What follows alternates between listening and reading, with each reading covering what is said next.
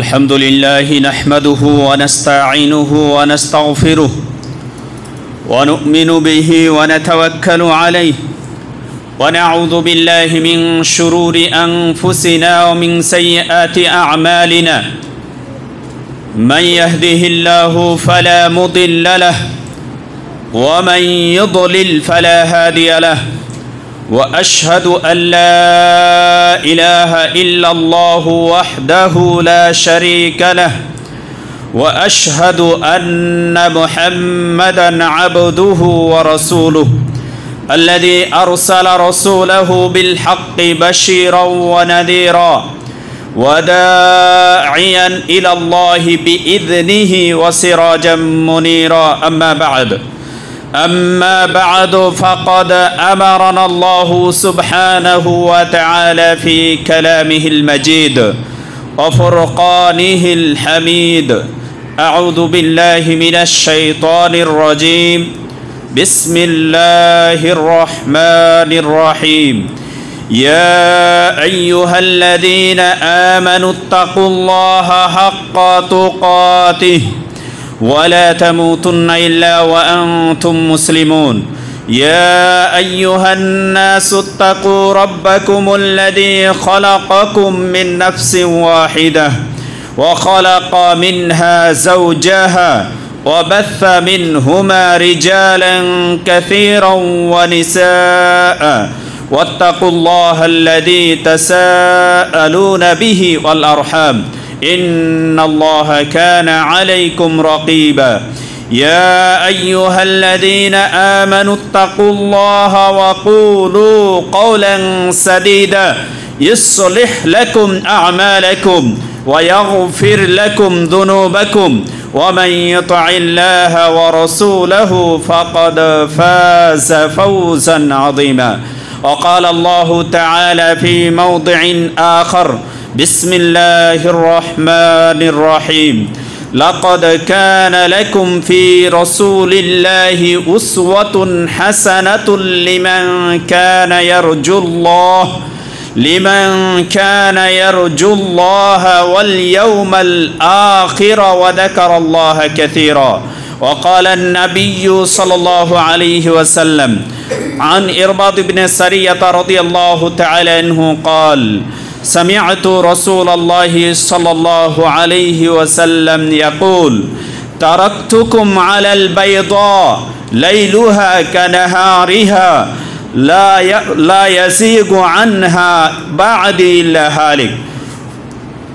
وقال النبي إلى آخر الحديث أو كما قال عليه الصلاة والسلام. উপস্থিত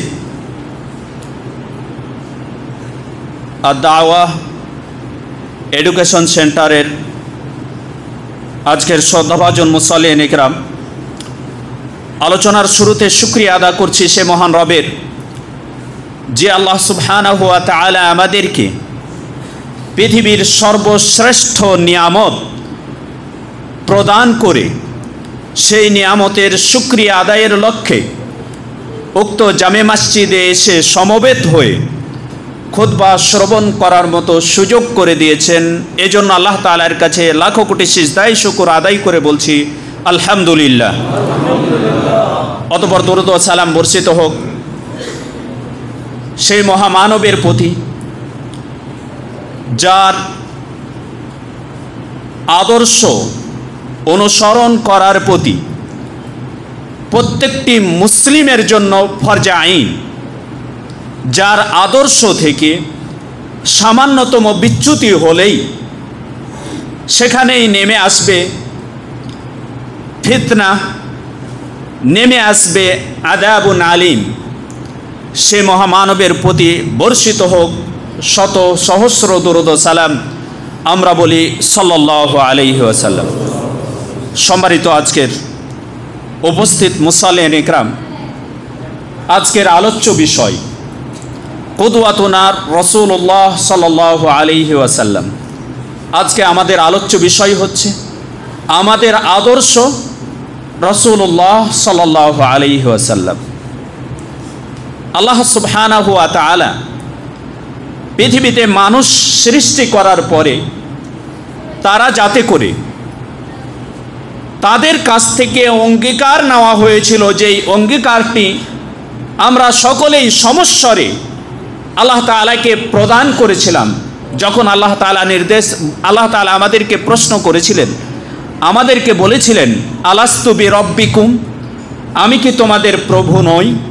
তখন আমরা সকলেই সমস্বরে বলেছিলাম বালা, হ্যাঁ আপনি আমাদের প্রভু। আপনি আমাদের প্রভু এই স্বীকৃতি প্রদান করার পরে আদম আলাইহিস সালাম কে এবং তার সন্তানদেরকে পথভ্রষ্ট করার জন্য যখন আল্লাহ তাআলার কাছে অঙ্গীকার করলো ইবলিস যে আল্লাহ, আমি যেহেতু আদমের কারণে আজকে রাজিম হয়ে গেলাম, বিতাড়িত হয়ে গেলাম, বহিষ্কৃত হয়ে গেলাম, অভিশপ্ত হয়ে গেলাম, কিয়ামত পর্যন্ত আমার প্রতি অভিশাপ বর্ষণ হতে থাকবে, সেহেতু আল্লাহ আমাকে একটু অবকাশ দিন, যাতে করে প্রত্যেকটা বানি আদমকে আমি আমার সঙ্গী হিসেবে আমার সাথে বসবাস করাতে পারি। তখন আল্লাহ তাআলা বলেছিলেন তোমাকে অবকাশ দেওয়া হলো, তুমি এ কাজ করতে পারবে, তবে আমার একনিষ্ঠ বান্দাদেরকে কখনো পথভ্রষ্ট করতে পারবে না। তো এই একনিষ্ঠ বান্দাদেরকে তাহরিদ করার জন্য, উদ্বুদ্ধ করার জন্য এবং আল্লাহ তাআলার সেই কথাটিকে স্মরণ করিয়ে দেওয়ার জন্য নূহ আলাইহিস সালাম থেকে শুরু করে মুহাম্মদ সাল্লাল্লাহু আলাইহি ওয়াসাল্লাম পর্যন্ত আল্লাহ তাআলা অসংখ্য নবী রাসূল প্রেরণ করেছেন, যাতে করে কেউ পথভ্রষ্ট না হয়ে যায়। এবং প্রত্যেকটি নবী রাসূলের ইক্তেদা করার প্রতি, আল্লাহ তাআলা অনুসরণ করার প্রতি নির্দেশ প্রদান করে বলছেন ফাবিহুদাহুম মুক্তাদিহ উলাইকা হাদাল্লাহ, ওদেরকে আল্লাহ তাআলা সঠিক পথ প্রদর্শন করেছেন, তাদের পথকেই তোমরা অনুসরণ করো।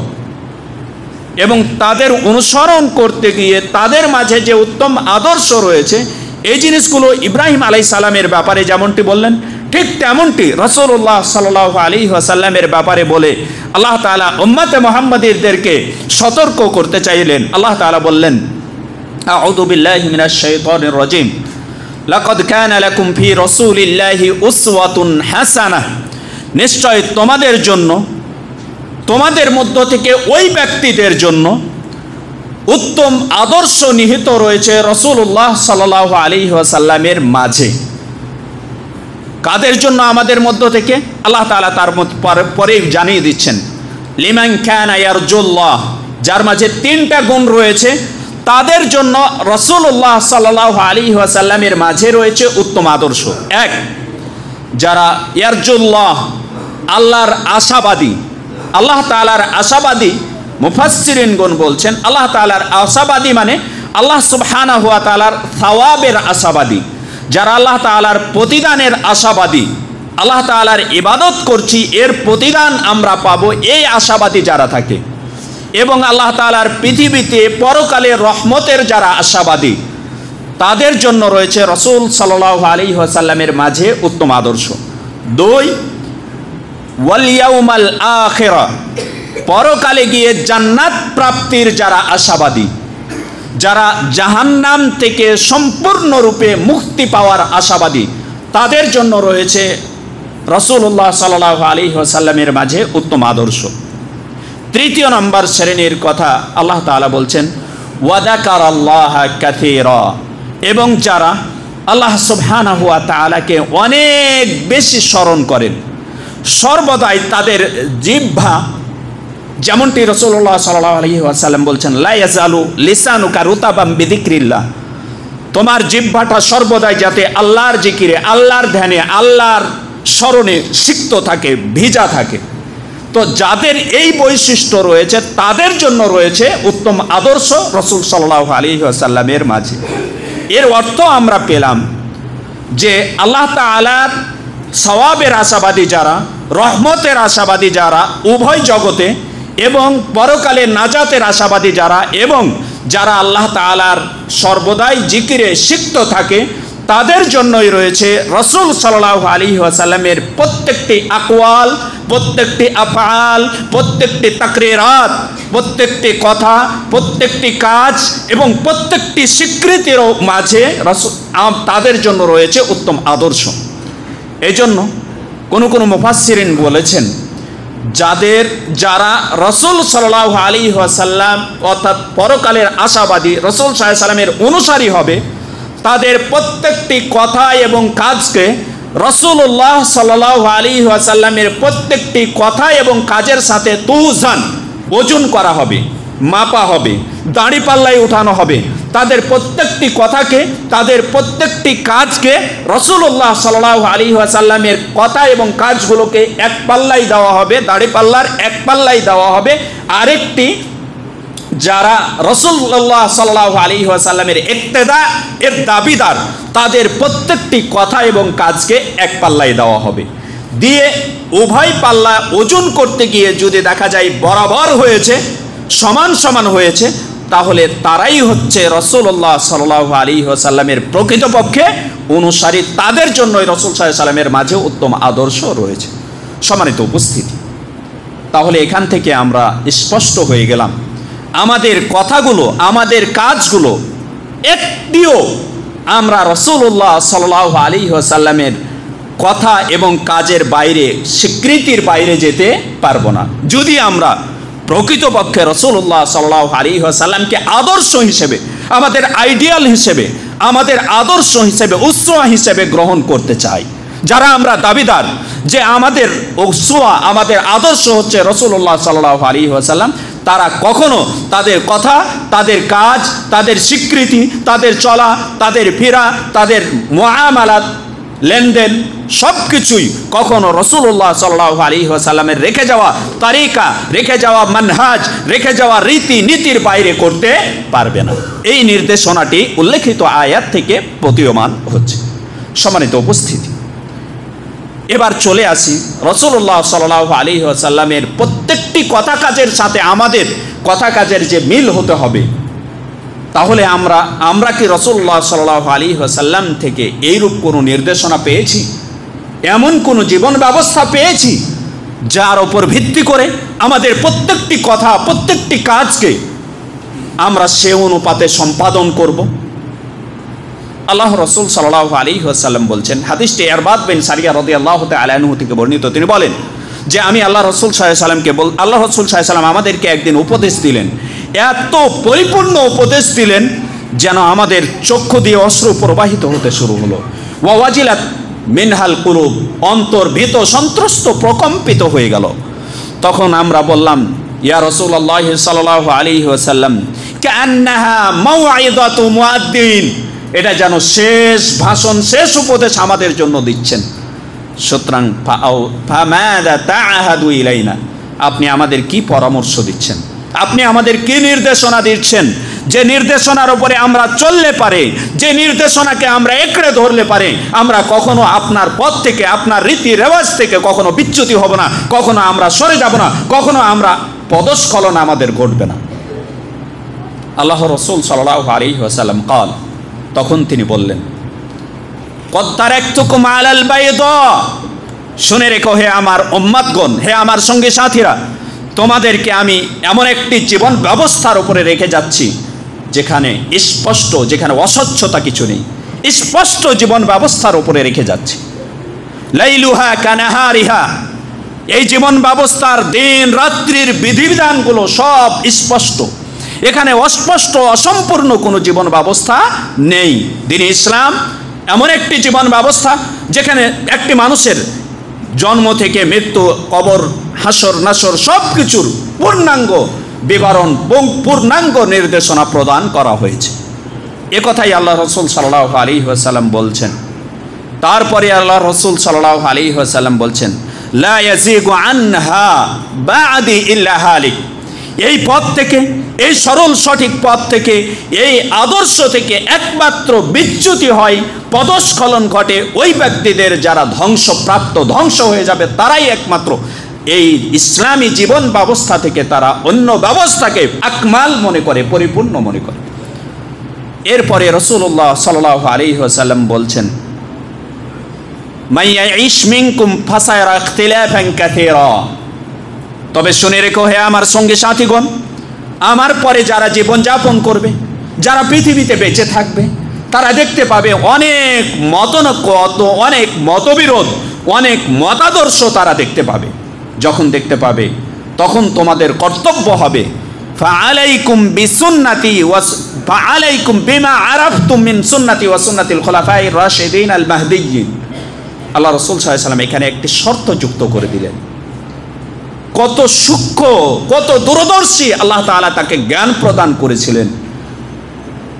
তিনি বলছেন ফাআলাইকুম বিমা আরাফতুম, এই শর্তটুকু যুক্ত করে দিয়ে কতটা ইসলামী শরীয়তের জন্য সেফটি আনয়ন করেছে দেখুন। তিনি বলছেন যে তোমাদের কর্তব্য হচ্ছে তোমরা যতটুকু জানবে আমার সুন্নাত এবং আমার খোলাফা রাশেদা হেদায়েত প্রাপ্ত সাহাবীদের সুন্নাত যতটুকু জানবে সেটুকু তোমরা একড়ে ধরবে, যেগুলোকে তোমরা জানবে। এ কথা থেকে তিনি ইশারা করে দিলেন যে এগুলো জানার বিশুদ্ধ সানাদে জানবে।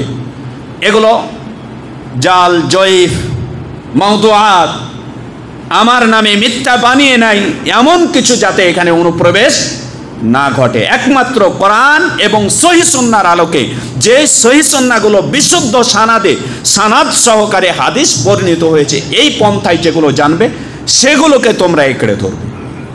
তাহলে ইসলামী শরীয়তের কোনো জীবন ব্যবস্থা, এই ইসলামী জীবন ব্যবস্থার কোনো বিধানকে আপনাকে আমাকে নিতে হলে তার বিশুদ্ধ সানাদে বর্ণিত হতে হবে। বিশুদ্ধ সানাদ যদি না থাকে ফাহুয়া মারদুদ, ফাহুয়া মারদুদ, সেটা প্রত্যাখ্যানযোগ্য, সেটাকে নেওয়ার কোনো সুযোগ নেই।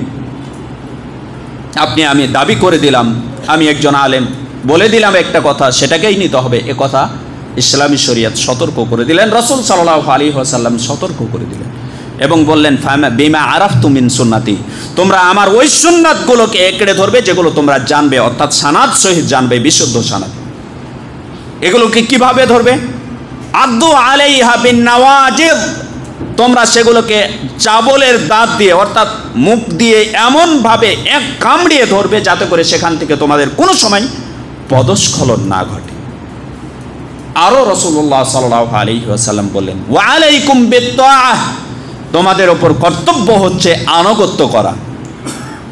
ওয়া ইন আবাদান হাবাশিয়ান, যদিও সে একজন হাবাসি যাদের নাকগুলো থাতলানো, চোখগুলো ছোট ছোট, দেখতে বিশ্রী আকৃতি, এমন ধরনের কোনো আমির যদি নিযুক্ত হয়ে যায়, তোমাদের নেতা যদি নিযুক্ত হয়ে যায়, তাহলে তার আনুগত্য করবে। এই নির্দেশনা রাসূলুল্লাহ সাল্লাল্লাহু আলাইহি ওয়াসাল্লাম দিয়ে দিলেন। এরপরে আল্লাহ রাসূল সাল্লাল্লাহু আলাইহি ওয়াসাল্লাম বলছেন, শুনুন, আজকে আমরা হুররিয়াত, ফ্রিডম, স্বাধীনতা নিয়ে আমরা আজকে অনেক স্লোগান তৈরি করে নিয়েছি। রাসূলুল্লাহ সাল্লাল্লাহু আলাইহি ওয়াসাল্লামের নির্দেশনা কি শুনুন। রাসূলুল্লাহ সাল্লাল্লাহু আলাইহি ওয়াসাল্লাম বলছেন ফাইন্নামাল মুমিনু কাল জামালিল আনিফ, একজন মুমিনের দৃষ্টান্ত হচ্ছে লাগাম পরিহিত উটের ন্যায়। যেই উটটাকে লাগাম পরিয়ে দেওয়া হয়েছে সেই উটের ন্যায় একজন মুমিন। হাইসুমা ঈদ ইনকাদ, সেখানে যেখানেই টেনে নিয়ে যাওয়া হবে সেখানেই সে আনুগত্য স্বীকার করে যাবে। পক্ষান্তরে লাগামহীন উট যদি থাকে তাহলে তাকে নিয়ন্ত্রণ পাওয়া যায় না, কিন্তু লাগাম পরিহিত উট যদি থাকে তাহলে তাকে যেখানে তার রাখাল চাইবে সেখানেই তাকে টেনে নিয়ে যেতে পারবে। একজন মুমিনের দৃষ্টান্ত হচ্ছে ঠিক যেমনটি একটি লাগাম পরিহিত উট। একজন মুমিনের কোনো ফ্রিডম, একজন মুমিনের কোনো স্বাধীনতা নেই, বরং একজন মুমিনকে ইসলামী শরিয়া যেখানে যেভাবে টেনে নিয়ে যাবে সেখানে সে সামিআনা ওয়া আতাআনা বলতে বাধ্য, শুনলাম মেনে নিলাম বলতে বাধ্য। এখানে বলতে পারবে না যে আমাদের এই ক্ষেত্রে স্বাধীনতা রয়েছে, এই সুযোগ ইসলামী শরিয়াতে নেই। সম্মানিত উপস্থিতি, যে কথা বলতেছিলাম, দেখুন আল্লাহর রাসূল সাল্লাল্লাহু আলাইহি ওয়াসাল্লাম স্পষ্ট ঘোষণা দিয়ে গেলেন যে ইসলামী শরিয়াতের মাঝে অস্পষ্ট আমি কিছু রেখে যাইনি, তোমাদের কাছে স্পষ্ট জীবন ব্যবস্থা রেখে গেলাম। এটাকেই তোমরা একড়ে ধরতে পারলেই তোমরা পরিত্রাণ পেয়ে যাবে। সেই দুইটি জিনিস আল্লাহ রাসূল সাল্লাল্লাহু আলাইহি ওয়াসাল্লাম হাদিসের মাঝে স্পষ্ট করে গিয়েছেন, যে হাদিস আপনারা অনেকবার শুনেছেন। আল্লাহ রাসূল সাল্লাল্লাহু আলাইহি ওয়াসাল্লাম বলছেন, তারাকতু ফিকুম আমরাইন লান তাদিল্লু মা তামাসসাকতুম বিহিমা। দুইটা জিনিস রেখে যাচ্ছি তোমাদের মাঝে, কখনো এই দুইটা জিনিসকে একড়ে ধরলে তোমরা বিচ্যুতি হবে না, পথভ্রষ্ট হবে না। এক হচ্ছে কিতাবুল্লাহ, দুই হচ্ছে সুন্নাতুর রাসূলিল্লাহি সাল্লাল্লাহু আলাইহি ওয়াসাল্লাম। আল্লাহর কিতাব কোরআনুল কারীম এবং রাসূল সাল্লাল্লাহু আলাইহি ওয়াসাল্লামের সুন্নাতকে যদি একড়ে ধরো, কখনো তোমরা বিচ্যুতি হবে না। সম্মানিত উপস্থিতি, সুতরাং কোরআন এবং সুন্নাহকে একড়ে ধরার বিকল্প মুসলিম উম্মার জীবনে নেই। এবার রাসূলুল্লাহ সাল্লাল্লাহু আলাইহি ওয়াসাল্লামের ইক্তেদা করলে আমাদের জন্য উপকারিতা কি? দেখুন, আমরা পূর্বেই পেয়েছি যারা রাসূল সাল্লাল্লাহু আলাইহি ওয়াসাল্লামের ইক্তেদা করবে তারা দুনিয়াতে আমলের বিনিময় পাবে, রহমত প্রাপ্তি হবে, পরকালে আল্লাহ তাআলার কাছে জান্নাত পাবে এবং তাদের সর্বদাই তাসবিহ তাহলিলে তাদের জিহ্বাটা সিক্ত থাকবে। এছাড়া আরও উপকারিতা হচ্ছে আল্লাহ তাআলার রাসূল আল্লাহ তাআলা বলছেন, কুল ইন কুনতুম তুহিব্বুনাল্লাহ, হে আমার উম্মত, হে মুহাম্মদ সাল্লাল্লাহু আলাইহি ওয়াসাল্লাম, আপনি আমার বান্দাদের মাঝে ঘোষণা দিয়ে দিন যে যদি তোমরা আল্লাহ তাআলাকে ভালোবাসতে চাও, আল্লাহ তাআলার মুহাব্বত লাভ করতে চাও, তাহলে ফাত্তাবিউনি, তোমরা আমার ইত্তেবা করো, আমার অনুসরণ করো, আমার দেখানো রেখে যাওয়ার পথের তোমরা ইক্তেদা করে চলো। তাহলে তোমরা উপকারিতা যেটা পাবে, রাসূলুল্লাহ সাল্লাল্লাহু আলাইহি ওয়াসাল্লামের আদর্শকে গ্রহণ করলে আমরা যে উপকারিতা পাবো, এক, ইহবিবকুমুল্লাহ, স্বয়ং আল্লাহ তাআলা আরশের উপর থেকে আমাদেরকে ভালোবাসবেন, সুবহানাল্লাহ। দুই, ইয়াগফির লাকুম দুনুবাকুম, আমাদের জীবনের যত গুনাহ রয়েছে, বলেননি আল্লাহ তাআলা ছোট গুনাহ, বড় গুনাহ, অমুক গুনাহ, তমুক গুনাহ, কোনো কোয়ালিফিকেশন ছাড়াই আল্লাহ তাআলা ঘোষণা দিচ্ছেন, ইয়াগফির লাকুম দুনুবাকুম, তোমাদের গুনাহগুলো আল্লাহ তাআলা ক্ষমা করে দিবেন, সুবহানাল্লাহ। তাহলে রাসূলের ইক্তেদা করার অসংখ্য ফায়দা রয়েছে, পার্থিব জগতে বলেন, পরকালীন বলেন, অসংখ্য ফায়দা রয়েছে। আমরা সংক্ষিপ্ত করার জন্য আমাদের মূল লক্ষ্য যেটা, রাসূলুল্লাহ সাল্লাল্লাহু আলাইহি ওয়াসাল্লামের ইক্তেদা কিভাবে করব, কি কি ক্ষেত্রে আমরা কতটুকু করব, এই লক্ষ্যে আমরা কিছু কথা বলার চেষ্টা করব ইনশাআল্লাহ। তো এভাবে অসংখ্য আমাদের জন্য উপকারিতা রয়েছে। পক্ষান্তরে রাসূলুল্লাহ সাল্লাল্লাহু আলাইহি ওয়াসাল্লামের আদর্শ থেকে আমরা যদি বিচ্যুতি ঘটে, তাহলে আমাদের জন্য কুফল কি আসবে, আমাদের জন্য ভয়াবহতা কি আসবে। দেখুন, আল্লাহ তাআলা বলছেন, ফালিয়াহদারিল্লাযীনা ইউখালিফুনা আন আমরিহি আন তুসিবাহুম ফিতনাতুন আও ইউসিবাহুম আযাবুন আলীম। আল্লাহ তাআলা বলছেন, ফালিয়াহদারিল্লাযীনা ইউখালিফুনা আন আমরিহি, যারা রাসূলুল্লাহ সাল্লাল্লাহু আলাইহি ওয়াসাল্লামের নির্দেশনার বিরোধিতা করে তারা যেন সতর্ক থাকে। যারা রাসূলুল্লাহ সাল্লাল্লাহু আলাইহি ওয়াসাল্লামের কথা, কাজ এবং তাকরীরের বিরোধিতা করে তারা যেন সতর্ক থাকে যে তাদের কাছে আন তুসিবাহুম ফিতনা, তাদের কাছে ফিতনা পৌঁছবে। ফিতনা কি জিনিস? ফিতনার ব্যাপারে বলছেন মুফাসসিরিনগণ, আল কুফরু ওয়াল ফিসকু ওয়াল বিদআহ, যারা রাসূলুল্লাহ সাল্লাল্লাহু আলাইহি ওয়াসাল্লামের সুন্নাত ছেড়ে দিবে তারা হয় কুফরিতে নিমজ্জিত হবে, অথবা ফিসকিয়াতে নিমজ্জিত হবে, অথবা বিদআতে নিমজ্জিত হবে। আমরা এই বিষয়টিকে আরেকটু স্পষ্ট মেসেজ দেওয়ার জন্য এভাবে বলবো যে যারা রাসূলুল্লাহ সাল্লাল্লাহু আলাইহি ওয়াসাল্লামের কোনো একটা সুন্নাতকে বর্জন করবে, ওই সুন্নাতকে বর্জন করার কারণে তার জীবনে সে কোনো একটা কুফরি কাজের সাথে জড়িত হবে, অথবা ফাসিকি কাজের সাথে জড়িত হবে, অথবা সে কোনো বেদাতের সাথে জড়িত হবে। যে কোনো সুন্নাত, কোনো একটা সুন্নাত আপনি যদি বর্জন করি, তাহলে আমার জন্য হয় কোনো একটা ফিসকিয়াত লিপ্ত হওয়া সম্ভাবনা থেকে যাচ্ছে, অথবা কোনো একটা কুফরি কাজে লিপ্ত হওয়ার সম্ভাবনা থেকে যাচ্ছে, অথবা কোনো বেদাতে লিপ্ত হওয়ার সম্ভাবনা থেকে যাচ্ছে। সুতরাং রাসূলুল্লাহ সাল্লাল্লাহু আলাইহি ওয়াসাল্লামের কোনো একটা সুন্নাতকে বর্জন করা যাবে না। যখনই রাসূলুল্লাহ সাল্লাল্লাহু আলাইহি ওয়াসাল্লামের সুন্নাত স্পষ্ট হয়ে যাবে, সেটাকে একড়ে ধরতে হবে এবং সেটাকে আমলে বাস্তবায়ন করতে হবে। যদি না করি আমলে বাস্তবায়ন, তাহলে আমাদের যে কোনো একটা অপরাধে আমরা জড়াবো। এটা কিসের ফলাফল? আমরা রাসূলুল্লাহ সাল্লাল্লাহু আলাইহি ওয়াসাল্লামের সুন্নাত স্পষ্ট হওয়ার পরেও সেই সুন্নাতের অনুসরণ না করার ফলাফল। আমরা আশা করি বিষয়টি আপনাদের কাছে স্পষ্ট করতে পেরেছি। এরপরে আল্লাহ তাআলা বলছেন, আও ইউসিবাহুম আযাবুন আলীম, অথবা তাদের জন্য যন্ত্রণাদায়ক শাস্তি তাদের কাছে পৌঁছবে। যন্ত্রণাদায়ক শাস্তি মানে যখন তারা এই অপরাধগুলোতে জড়িত হবে, মুসলিম যদি হয়ে থাকে কুফরিতে জড়িত হয়ে যায়, মুরতাদ যদি হয়ে যায় তাকে হত্যা করা হবে, অথবা তার জন্য তাকে জেলখানায় ভর্তি করা হবে অথবা তাকে শাস্তি প্রদান করা হবে। দেখেন অনেক মুসলিম ব্যভিচারে লিপ্ত হচ্ছে, শাস্তি প্রদান করা হচ্ছে। অনেক মুসলিম হত্যায় নিমজ্জিত হচ্ছে, শাস্তি প্রদান করা হচ্ছে। এগুলো কেন কেন হত্যা হচ্ছে? আজকে বাংলাদেশে একটা মানুষ নিরাপদ ভাবে জীবনযাপন করবে, এই পরিবেশ স্বাভাবিকভাবে হারিয়ে গেছে। কেন? এর কারণ কি? এর কারণ হচ্ছে আজকে রাসূলুল্লাহ সাল্লাল্লাহু আলাইহি ওয়াসাল্লামের অসংখ্য সুন্নাত থেকে আমরা দূরে সরে রয়েছি। কতগুলো সুন্নাত থেকে আমরা দূরে সরে রয়েছি। যদি আমরা সুন্নাতগুলোর ক্ষেত্রে বলতে যাই, রাসূলুল্লাহ সাল্লাল্লাহু আলাইহি ওয়াসাল্লামের সুন্নাতগুলোর যেগুলো আমরা বর্জন করেছি তার মধ্যে অন্যতম হচ্ছে সালাতের ক্ষেত্রে আমরা রাসূলুল্লাহ সাল্লাল্লাহু আলাইহি ওয়াসাল্লামের অসংখ্য সুন্নাত আমরা বর্জন করেছি। দেখুন, আল্লাহ রাসূল সাল্লাল্লাহু আলাইহি ওয়াসাল্লামের যে সালাতের মধ্যে যে সুন্নাতগুলো আমরা বর্জন করেছি, তার মধ্যে অন্যতম সুন্নাত হচ্ছে কিয়াম। সালাতের একটি আরকান, সালাতের একটি রুকুন হচ্ছে কিয়াম, দাঁড়ানো। এই দাঁড়ানোটি হচ্ছে সালাতের একটি রুকুন। দাঁড়ানোর পদ্ধতি, কিভাবে রাসূলুল্লাহ সাল্লাল্লাহু আলাইহি ওয়াসাল্লাম সালাতে দাঁড়িয়েছেন, কিভাবে সাহাবাগণ সালাতে দাঁড়িয়েছেন, এটি হচ্ছে সুন্নাত।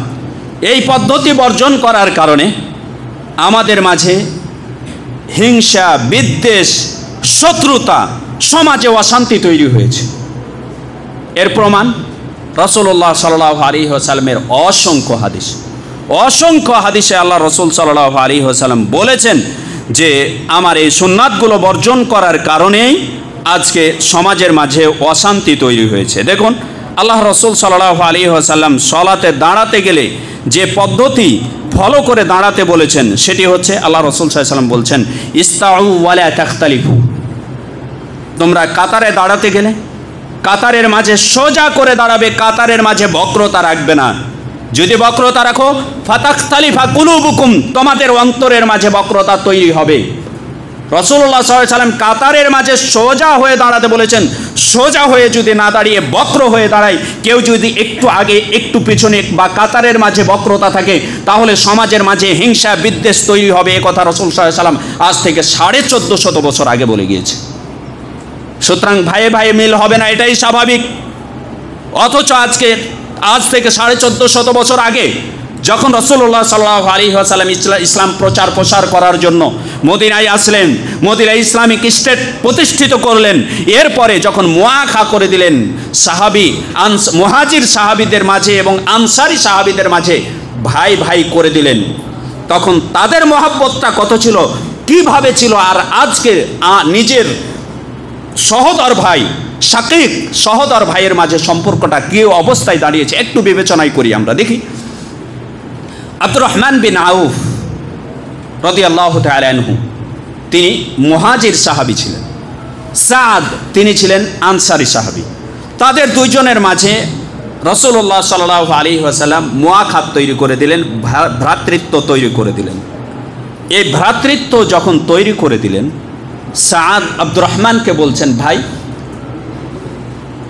আল্লাহ তাআলা আমাকে মদিনায় অনেক অর্থ সম্পদের মালিক করেছে।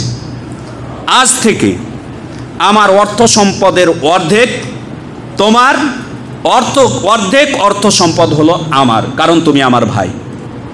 এবং আমার 2টা স্ত্রী রয়েছে, তখনও পর্দার আয়াত নাজিল হয় নাই। আমার 2টা স্ত্রী রয়েছে, এই 2টি স্ত্রীর মধ্যে তুমি 2টি স্ত্রীকে দেখো, তোমার কাছে যে স্ত্রীটা প্রিয়, পছন্দনীয় হয়ে থাকে, তোমার কাছে প্রিয়, ভালো মনে হয়, সেই স্ত্রীটার ব্যাপারে পরামর্শ দাও, আমি তাকে তালাক দিয়ে দেব, তুমি তাকে বিবাহ করো। কারা করেছিলেন? তার সাথে সম্পর্কটা কি ছিল? আল উখুওয়াহ ফিল ইসলাম, ইসলামের ভাই, দ্বীনি ভাই ছিল, আমাদের মুসলিম ভাই ছিল, তাদের মাঝে রক্তের সম্পর্ক ছিল না। অথচ তার ভাইয়ের জন্য, দ্বীনি ভাইয়ের জন্য, মুসলিম ভাইয়ের জন্য তার অর্ধেক সম্পদ সে উৎসর্গ করে দিলেন এবং নিজের স্ত্রী পর্যন্ত তালাক দিয়ে দিচ্ছে। এবং এই উৎসর্গ করছেন শুধু স্ত্রী না, আমার যে স্ত্রীটা তোমার কাছে সবচাইতে প্রিয়, সেই স্ত্রীকে আমি তালাক দিব, এ কথা বলছেন। পক্ষান্তরে বর্তমান সময়ের সাথে একটু তুলনা করি তো, বর্তমান সময়ে 2 ভাইয়ের জমি জায়গা নিয়ে যদি অর্ধ হাত দান বাম হয়ে যায়, তাহলে সেখানেই এক ভাইয়ের লাশ পড়ে যাচ্ছে। এটার কারণ কি? কারণ তখন তাদের এই যে অবস্থাটা দাঁড়িয়েছিল, তাদের সলাটটা ছিল রাসূলুল্লাহ সাল্লাল্লাহু আলাইহি ওয়াসাল্লামের পদ্ধতিতে, দাঁড়ানোটা ছিল রাসূলুল্লাহ সাল্লাল্লাহু আলাইহি ওয়াসাল্লামের পদ্ধতিতে। আপনি আজকে চেষ্টা করছেন, স্লোগান দিচ্ছেন, আমরা কি করব? ঐক্যতা আনয়ন করব। ঐক্যতা আনয়ন করার আগে সলাতকে প্রতিষ্ঠিত করেন। আল্লাহ রাসূল সাল্লাল্লাহু আলাইহি ওয়াসাল্লাম বলছেন, ফাইন্না তাসবিয়াতাস সুফুফ মিন ইকামাতিস সালাহ। সলাত প্রতিষ্ঠিত করার অর্থ আল্লাহ তাআলা যে কোরআনুল কারীমের মধ্যে প্রায় 82 জায়গার উপরে বলেছেন আকিমুস সালাহ, সলাত প্রতিষ্ঠিত করো। সলাত প্রতিষ্ঠিত করার অর্থ হচ্ছে সলাতের কাতারকে সমান সোজা করা, কাতারের মাঝে বক্রতা না রাখা। এ কথা আল্লাহ রাসূল সাল্লাল্লাহু আলাইহি ওয়াসাল্লাম আজ থেকে 1450 বছর আগে বলে গেছেন। আর আপনি কাতারকে বাঁকা রেখে বলছেন আমি সমাজের মাঝে শান্তি আনয়ন করব, ঐক্যতা আনয়ন করব। অসম্ভব। সম্মানিত উপস্থিতি, কাতারে যে আমরা দাঁড়াই, দাঁড়াতে গেলে কিভাবে দাঁড়াতে হবে? রাসূল সাল্লাল্লাহু আলাইহি ওয়াসাল্লাম অন্য হাদিসের মাঝে বলেছেন, সুদ্দু, তোমরা কাতারের মাঝে যে ফাঁকা জায়গা পূর্ণ করে দাঁড়াও, কাতারের মাঝে ফাঁকা জায়গা পূর্ণ করে দাঁড়াও। এ কথা রাসূল সাল্লাল্লাহু আলাইহি ওয়াসাল্লাম নির্দেশ দিচ্ছেন। আল্লাহর রাসূল সাল্লাল্লাহু আলাইহি ওয়াসাল্লামের সাহাবী, যিনি 10 বছর যাবত রাসূল সাল্লাল্লাহু আলাইহি ওয়াসাল্লামের খেদমত করেছেন, আনাস বিন মালিক, তিনি বলছেন, আমরা যখন কাতারে দাঁড়াতাম, ইলজিকু আহাদুনা মানকাবাহু বিমানকাবি সাহিবিহি ওয়া কদামাহু বিকদামি সাহিবিহি। আমরা যখন কাতারে দাঁড়াতাম, কাতারে দাঁড়াতে গেলে আমরা আমাদের এক ভাইয়ের সাথে আরেক ভাইয়ের কাঁধে কাঁধ মিলিয়ে দাঁড়াতাম, পায়ের সাথে পা মিলিয়ে দাঁড়াতাম। পায়ের সাথে পা অর্থ পায়ের শুরু থেকে শেষ পর্যন্ত সম্পূর্ণটাই হচ্ছে কদম, পা। পায়ের শুরু থেকে শেষ পর্যন্ত মিলিত হবে। কনিষ্ঠ আঙ্গুল বলেননি ইসবাহু বে ইসবাইহি, কনিষ্ঠ আঙ্গুলের সাথে কনিষ্ঠ আঙ্গুল মিলাতাম, খেনসারাহু বে খেনসারিহি, কথা বলেননি। কনিষ্ঠ আঙ্গুলের সাথে কনিষ্ঠ আঙ্গুলি মিলাতাম, এ কথা বলেননি। আনাস বিন মালিক বলছেন, আমরা যখন দাঁড়াতাম কাতারে, তখন আমরা পায়ের সাথে পা মিলিয়ে দাঁড়াতাম, পায়ের শুরু থেকে শেষ পর্যন্ত মিলে দাঁড়াবে। এটি রাসূল সাল্লাল্লাহু আলাইহি ওয়াসাল্লামের সাহাবীদের শিখানো সুন্নাত, রাসূল সাল্লাল্লাহু আলাইহি ওয়াসাল্লাম থেকে যেটি শিক্ষা লাভ করেছেন। এজন্য কাতারে দাঁড়াতে গেলে আমার বডি বরাবর আমার পায়ের পরিধিটা নিতে হবে, আমার পায়ের মাঝে ফাঁকাটা নিতে হবে আমার বডি বরাবর, যাতে করে একটু বেশিও না হয়ে যায়, কমও না হয়ে যায়। তাহলে আপনার বডির সাথে আপনার ভাইয়ের বডি মিলে যাবে, আপনার পায়ের সাথে আপনার ভাইয়ের পা মিলে যাবে। যদি না করেন এটি, তাহলে যেটি জটিল সমস্যা আসবে, এক শত্রুতা তৈরি হবে, সমাজের মাঝে অশান্তি বিরাজ করবে, সমাজকে কখনোই ঐক্যতার প্ল্যাটফর্মে আনতে পারবেন না, অসম্ভব। কারণ রাসূল সাল্লাল্লাহু আলাইহি ওয়াসাল্লাম বলে গিয়েছেন। এ কথা আপনি হাজারো বছর গবেষণা করেন, প্রমাণ হবে আপনার এই জায়গায় ঠিক করতে হবে।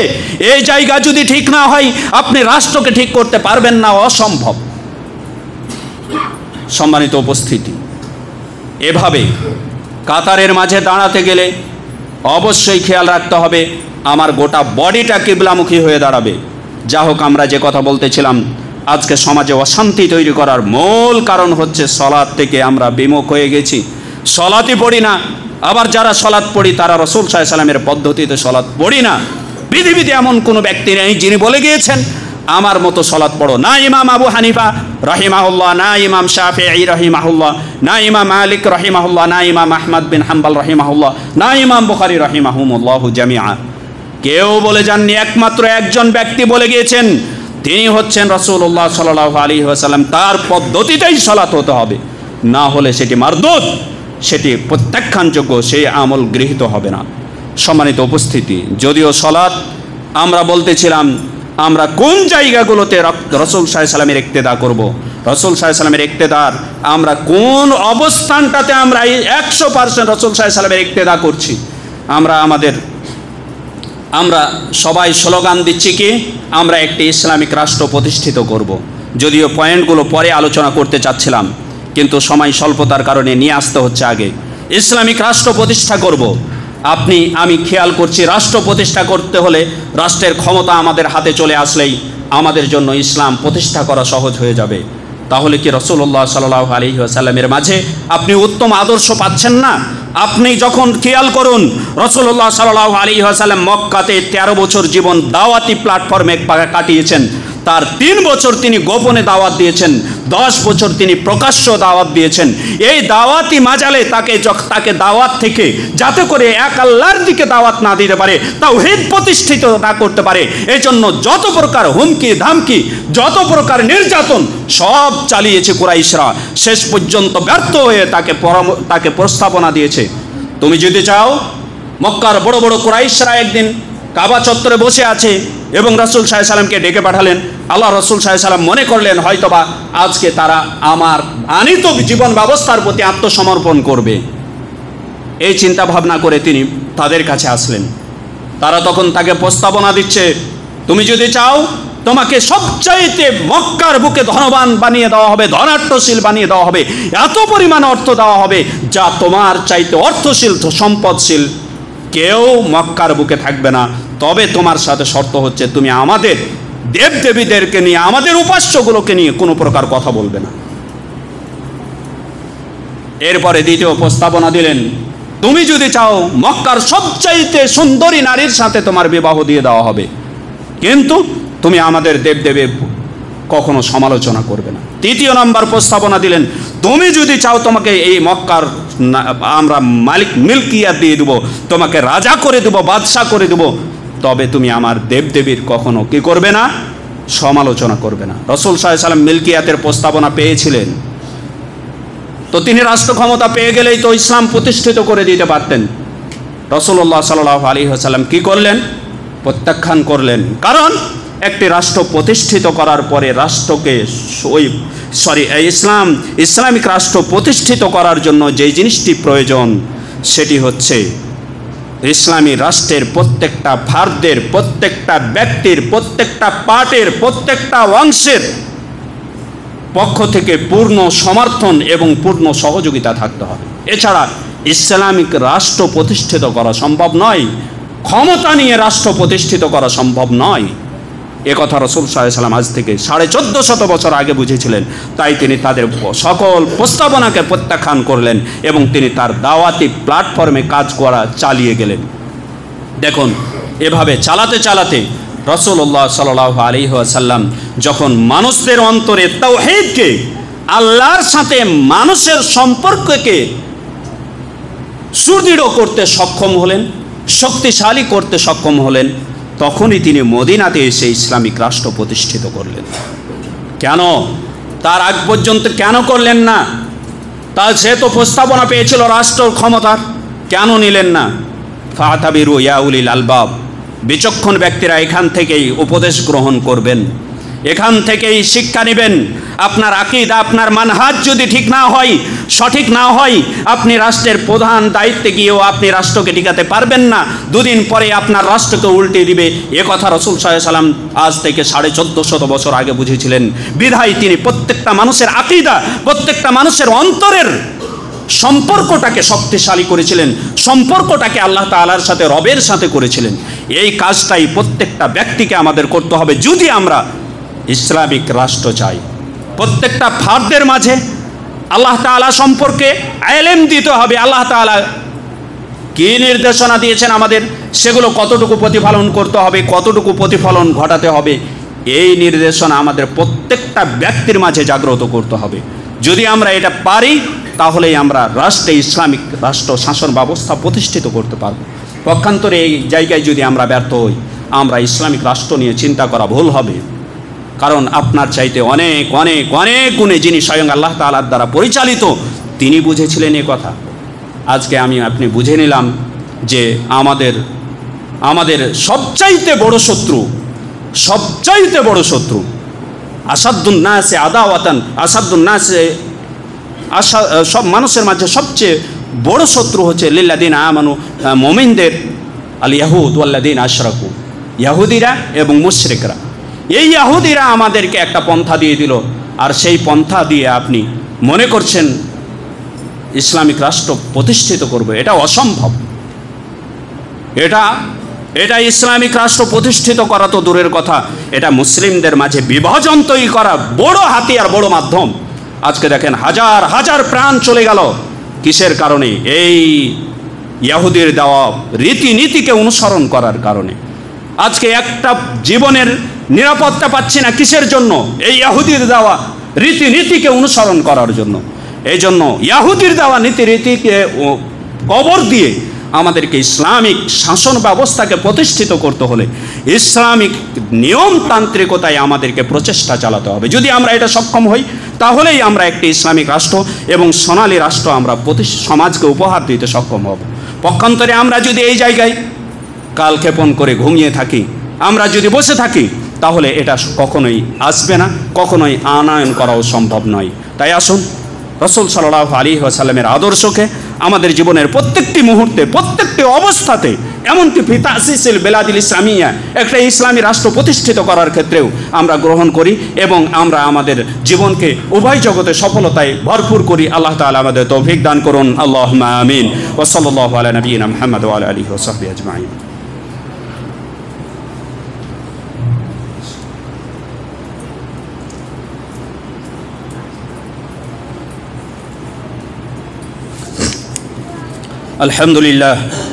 الحمد لله نحمده ونستعينه ونستغفره ونؤمن به ونتوكل عليه ونعوذ بالله من شرور أنفسنا ومن سيئات أعمالنا من يهده الله فلا مضل له ومن يضلل فلا هادي له وأشهد أن لا إله إلا الله وحده لا شريك له وأشهد أن محمدا عبده ورسوله।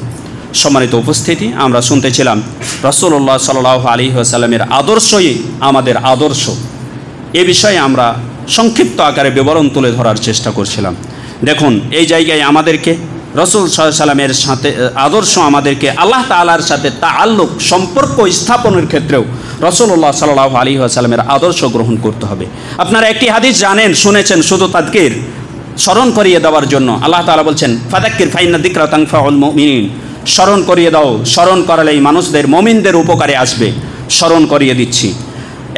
তিনজন লোক, যা সালাসাতু রাহতিন ইলা বুয়ুতি আজওয়াজিন নবী সাল্লাল্লাহু আলাইহি ওয়াসাল্লাম, তিনজন লোক আল্লাহ রাসূল সাল্লাল্লাহু আলাইহি ওয়াসাল্লামের সহধর্মিণী আমাদের মা উম্মাহাতুল মুমিনিনদের বাড়িতে আসলেন। এসে তারা সংবাদ চাইলেন যে রাসূল সাল্লাল্লাহু আলাইহি ওয়াসাল্লামের ইবাদত সম্পর্কে। আল্লাহ রাসূল সাল্লাল্লাহু আলাইহি ওয়াসাল্লাম কীভাবে ইবাদত করতেন, রাসূল সাল্লাল্লাহু আলাইহি ওয়াসাল্লামের ইবাদত সম্পর্কে যখন তাদেরকে সংবাদ দেওয়া হলো, কান্নাহুম তাকাল্লুহা, তারা রসুলের সামনে এটা এত কম ইবাদতকে তারা শোভনীয় মনে করলো না। তারা মনে করলো তিনি তো রসুল, তিনার সম্পর্ক আমাদের চাইতে রবের সাথে আরও অনেক বেশি হওয়ার প্রয়োজন, তাই তারা এটাকে অল্প মনে করলো। এরপরে তারা যখন আবার চিন্তা করলো, তাদের বিবেকে ধরলো, তারা মনে করলো হ্যাঁ এটা সম্ভব, কারণ কদ গফারাল্লাহু লাহু মা তাকাদ্দামা মিন যামবিহি ওয়া মা তাআখার। আল্লাহ তাআলা তার পূর্বের সকল গুনাহ ক্ষমা করে দিয়েছেন, পরের সকল গুনাহ ক্ষমা করে দিয়েছেন। যার জীবনে কোনো গুনাহ নেই, তিনার জন্য এতটুকুই ইবাদত যথেষ্ট। তাই তাদের মধ্যে একজন বলে বসলো যে আমি আগামী দিন থেকে সারা রাত্রি ইবাদত করব, আমি রাত্রে কখনো ঘুমাবো না। আরেকজন বলে বসলো আমি সারা দিন সিয়াম পালন করব, ওয়ালা উফতিরু আবাদান, কখনো আমি ইফতার করব না। আরেকজন বলে বসলো ওয়ানা আতাজিলুন নিসা, আমি মহিলাদের থেকে, নারীদের থেকে বিরত থাকব, কারণ নারীদের কাছে গেলেই তখন আল্লাহ তাআলার দিকে অভিমুখী হওয়াটা দুষ্কর হয়ে যাবে। মানে বৈরাগী জীবন যাপন নিয়ে তারা মনে করলো যে এর মাঝেই হয়তোবা রবের সাথে তাআল্লুক, সম্পর্কটা বেশি হওয়া যাবে। দুনিয়াকে বর্জন করে একমাত্র আল্লাহর জন্যই বের হয়ে যেতে হবে, সব কিছু ছেড়ে। এটাতেই মনে হয় আল্লাহর সন্তুষ্ট অর্জন করা যাবে। বৈরাগী জীবন যাপনকে তারা মনে করলো শরিয়াত। যখন রাসূলুল্লাহ সাল্লাল্লাহু আলাইহি ওয়াসাল্লাম বাড়িতে আসলেন, শুনতে পেলেন এই ঘটনা, তাদের কাছে গিয়ে বললেন আনতুমুল লাযিনা কুলতুম কাদা ওয়া কাদা, তোমরাই কি ওই ব্যক্তিরা যারা বলেছো এই ধরনের কথা? শুনে রেখো, ফাওয়াল্লাহি ইন্নী লা আখশাকুম লিল্লাহ, শুনে রেখো আল্লাহর কসম করে বলছি তোমাদের চাইতে আমি বেশি আল্লাহ তাআলাকে ভয় করি, ওয়া আতকাকুম, এবং আল্লাহ তাআলার বিধিবিধানের ক্ষেত্রে আমি বেশি তোমাদের চাইতে পরেশগার। সুতরাং আমি রাত্রে সলাত পড়ি, রাত্রে ঘুমাই, আমি সলাতও পড়ি, ঘুমাই, আমি মহিলাদেরকে, স্ত্রীদেরকে বিবাহ করি, এবং আমি সিয়ামও পালন করি, ইফতার পালন করি, ইফতারও করে থাকি, অর্থাৎ নিয়মিত ধারাবাহিকভাবে সিয়াম পালন করি না।